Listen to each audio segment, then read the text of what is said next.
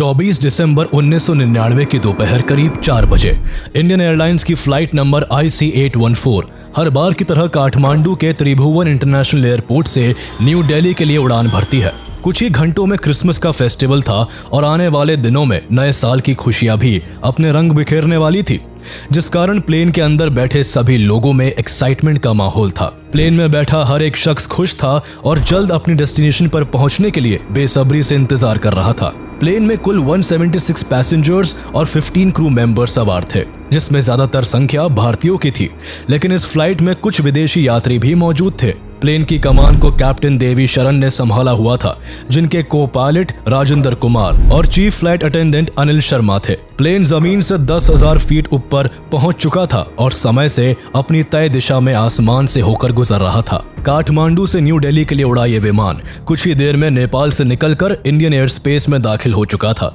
और अब केवल 1 से 1.5 घंटे के अंदर न्यू दिल्ली के इंदिरा गांधी इंटरनेशनल एयरपोर्ट पर लैंड करने वाला था। फ्लाइट की डेस्टिनेशन बेशक 1 से 1.5 घंटे की दूरी पर थी, लेकिन फ्लाइट में मौजूद किसी भी इंसान को इस बात का अंदाजा भी नहीं था कि ये 1 से 1.5 घंटे का सफर अब उनके लिए काफी लंबा होने वाला है। आगे जो होने वाला था वो किसी बुरे सपने से भी ज्यादा डरावना था। दरअसल प्लेन के इंडियन एयर स्पेस में एंटर करते ही अचानक से मास्क पहने हुए 5 लोग हाथों में बंदूकें लिए पैसेंजर्स के सामने खड़े हो जाते हैं। ये पांचों लोग आतंकवादी थे, जिनका मकसद इस प्लेन को हाईजैक करना था। प्लेन को अपने कंट्रोल में लेने के लिए एक हाईजैकर बंदूक लेकर पायलट के कैबिन में घुस जाता है और कैप्टन देवी शरण और को पायलट राजेंद्र कुमार पर बंदूक तान देता है। उधर चारों हाईजैकर्स भी पैसेंजर्स और क्रू मेंबर्स को हथियारों से डराने लगते हैं। प्लेन का माहौल एकदम से खौफनाक मंजर में बदल जाता है। पैसेंजर्स को समझ नहीं आता कि थोड़ी देर पहले उनके ही बीच बैठे हुए कुछ लोगों का इस तरह उन पर बंदूक तानना और उनका टेररिस्ट होना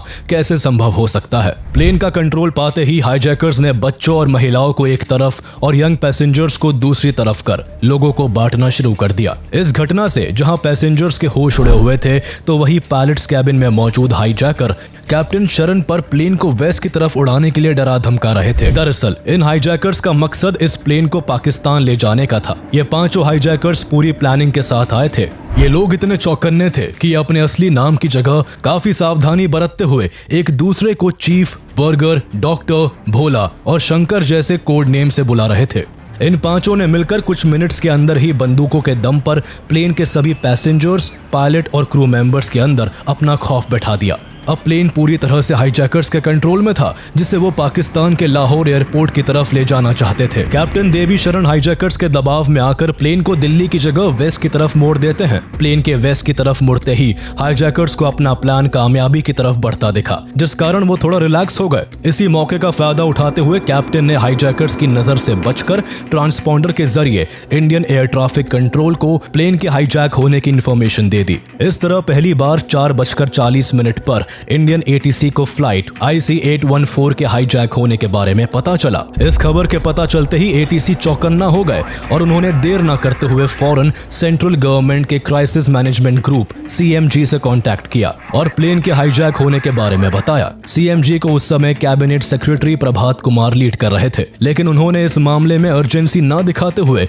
कोई भी इमीडिएट एक्शन नहीं लिया। CMG ने ना तो कोई इमरजेंसी मीटिंग को अरेंज किया और ना ही वक्त की नजाकत को समझते हुए फॉरेन इंटेलिजेंस ब्यूरो और रॉ के ऑफिशियल से कांटेक्ट किया, जिस कारण कैप्टन देवी शरण को इंडियन अथॉरिटीज की तरफ से ना तो कोई मदद मिल रही थी और ना ही कोई दिलासा। हैरानी की बात यह थी कि प्राइम मिनिस्टर अटल बिहारी वाजपेयी को हाईजैकिंग की खबर प्लेन हाईजैक होने के करीब 1 घंटे बाद पता चली। कैप्टन शरण हैरान थे कि आखिर ऐसी सिचुएशन में भी ATC कोई जवाब क्यों नहीं दे रहा, लेकिन जब कुछ देर तक ATC की तरफ से कोई जवाब नहीं आया तो वो आने वाले समय को भांप चुके थे। उन्हें अपना और सभी पैसेंजर्स का फ्यूचर साफ साफ दिख रहा था, जिस कारण वो काफी निराश होकर प्लेन को अभी भी पाकिस्तान की सीमा की ओर ले जाने के लिए मजबूर थे। कुछ देर वेस्ट की ओर प्लेन उड़ाने के बाद कैप्टन शरण ने लाहौर में लैंडिंग के लिए पाकिस्तानी ATC से रिक्वेस्ट की, लेकिन उन्होंने कैप्टन की इस रिक्वेस्ट को रिजेक्ट कर दिया। कुछ महीने पहले ही भारत और पाकिस्तान के बीच कारगिल का युद्ध हुआ था, जिसमें भारत ने पाकिस्तान को बुरी तरह शिकस्त दी थी,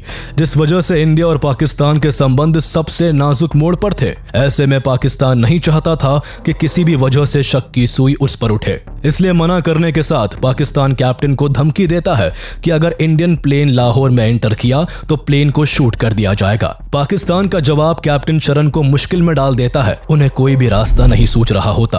वो कोशिश करते हैं कि प्लेन इंडिया के ही किसी एयरपोर्ट पर लैंड कर जाए, लेकिन हाईजैकर्स को ये गवारा नहीं था। उन्हें डर था कि ऐसा करने पर उनका बना बनाया प्लान चौपट हो सकता है। कोई डेस्टिनेशन डिसाइड ना होने की वजह से प्लेन लंबे समय तक इंडिया और पाकिस्तान के बॉर्डर के ही चक्कर काटता रहा, जिस कारण प्लेन का फ्यूल तेजी से खत्म हो रहा था और अब अगर प्लेन को जल्द ही लैंड नहीं किया जाता तो प्लेन का क्रैश होना तय था। इन सभी डरावने विचारों से कैप्टन के माथे पर चिंता की लकीरें उभर आई, लेकिन फिर भी इस उलझन के बीच कोई हल निकालने के लिए उन्होंने वापस इंडियन एटीसी से कांटेक्ट किया। कैप्टन ने इंडियन एटीसी से रिक्वेस्ट की कि इंडियन गवर्नमेंट जल्द से जल्द पाकिस्तान से रिक्वेस्ट करे कि वो भारतीय प्लेन को अपने यहाँ लैंड करने की परमिशन दे। कैप्टन ने एटीसी को यह भी बताया कि पाकिस्तान एटीसी उन्हें लाहौर में एंटर नहीं करने दे रहा है। ऐसे में फ्रस्ट्रेटेड हाईजैकर्स किसी भी पल पैसेंजर्स पर अटैक कर सकते हैं। इस खबर से इंडियन अथॉरिटीज समेत पूरा देश हिल चुका था।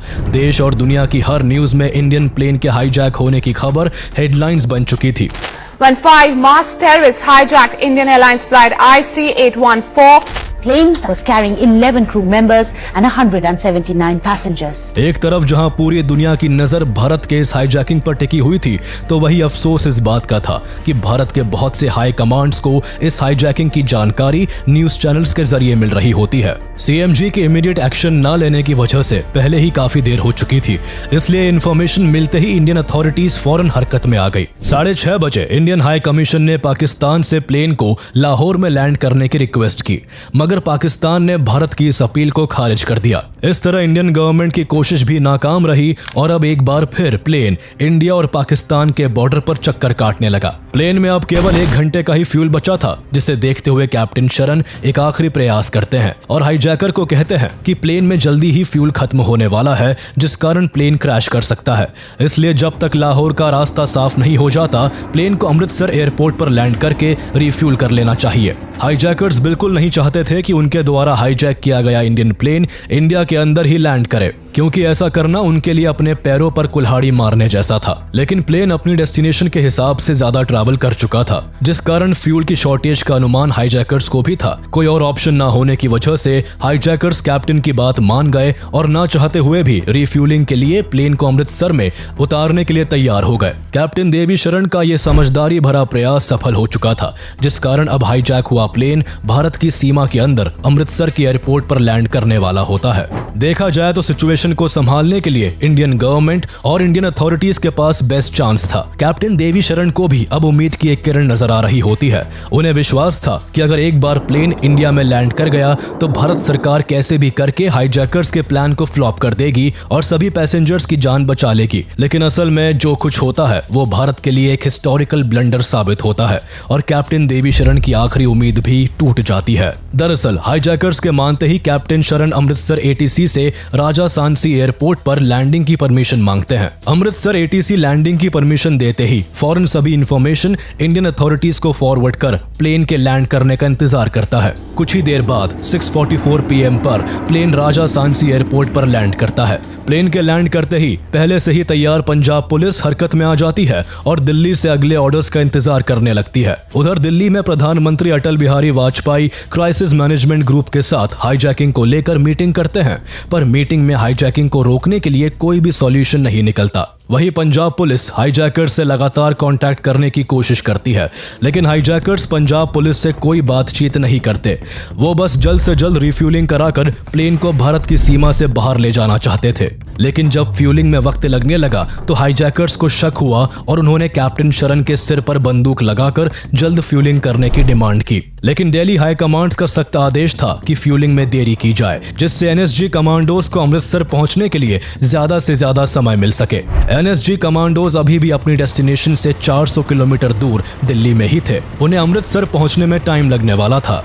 यूं देखते देखते काफी वक्त गुजर गया, पर प्लेन में अभी भी फ्यूल फिल नहीं किया गया। इस तरह हो रही देरी से हाईजैकर्स का फ्रस्ट्रेशन बढ़ने लगा। उन्होंने गुस्से में आकर कई पैसेंजर्स को मारना पीटना शुरू कर दिया और इसी फ्रस्ट्रेशन का शिकार सतनाम सिंह नाम के एक पैसेंजर को बनना पड़ा। हाईजैकर्स ने गुस्से में सतनाम पर कई बार वार किए, जिसे देख पूरे प्लेन में सन्नाटा फैल गया। हर कोई डरा सहमा चुपचाप होकर बैठ जाता है और ठीक वही करता है जो हाईजैकर्स कहते हैं। प्लेन में सतनाम पर अटैक से घबराए कैप्टन एक बार फिर अथॉरिटीज से कांटेक्ट करते हैं। कैप्टन कहते हैं कि अगर जल्दी रिफ्यूल नहीं की गई तो हाईजैकर्स सभी पैसेंजर्स को